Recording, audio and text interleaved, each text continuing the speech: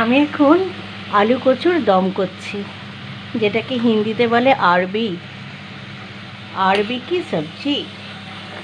প্রথমে আমি কি করেছি, কচু আর আলুটা সেদ্ধ করে নিয়েছি। এই দেখুন, এইটা হচ্ছে কচু আর এটা আলু।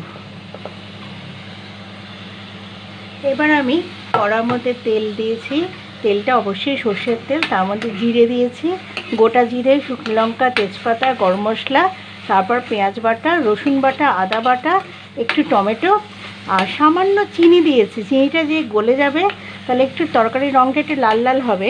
তারপরে আমি গুঁড়ো মশলাটা গুলে দিয়ে দিয়েছি। গুঁড়ো মশলার মধ্যে আমি দিয়েছি জিরে, হলুদ, লঙ্কা, ধনে, জিরে, হলুদ, লঙ্কা।